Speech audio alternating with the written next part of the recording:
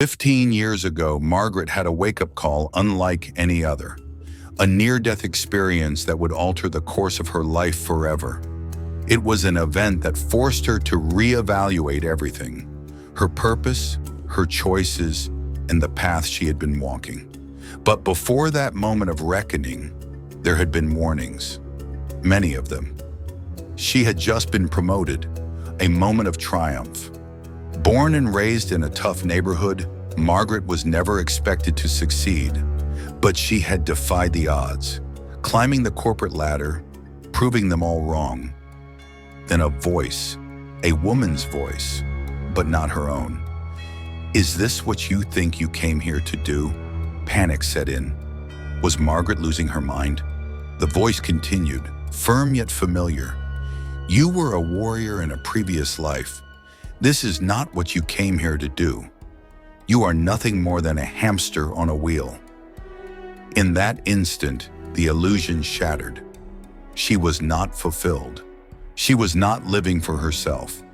The realization shook her, but she pushed it away, distracted herself with work, with responsibilities, with anything that would quiet the echo of those words.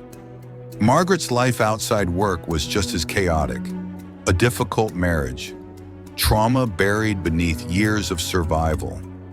Escape came in the form of social gatherings, drinking, and eventually drugs.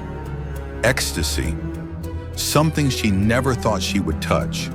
But peer pressure has a way of eroding even the strongest convictions. She resisted at first, spitting out pills in the bathroom, hiding them in napkins. But one night, exhaustion won. The next day, sleep never came. A full day awake. The exhaustion was beyond anything Margaret had ever felt. It wasn't normal. It was as if her body was shutting down. Something told her not to stop moving, not to rest, but eventually she gave in. She lay down, and then everything stopped. Margaret floated above, staring at her own lifeless body. Confusion gripped her, then darkness, a vast, endless void.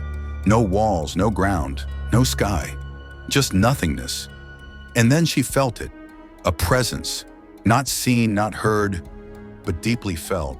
It cradled her in something indescribable, unconditional love, peace beyond words. She was held weightless and infinite. Then a question, "Are you sure? I'm tired. Like this."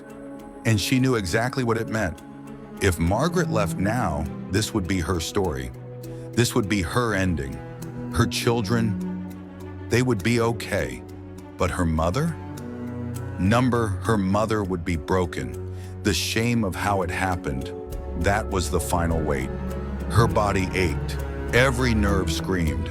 She tried to stand, stumbling, disoriented. Something was wrong. Margaret told her mother she loved her, words that had never felt so urgent, so necessary. But the pain wouldn't subside. Something inside her knew. This was not just exhaustion. She needed help, a double kidney infection. Her body had been failing long before that night. The experience, whatever it was, had forced her back just in time. Years have passed.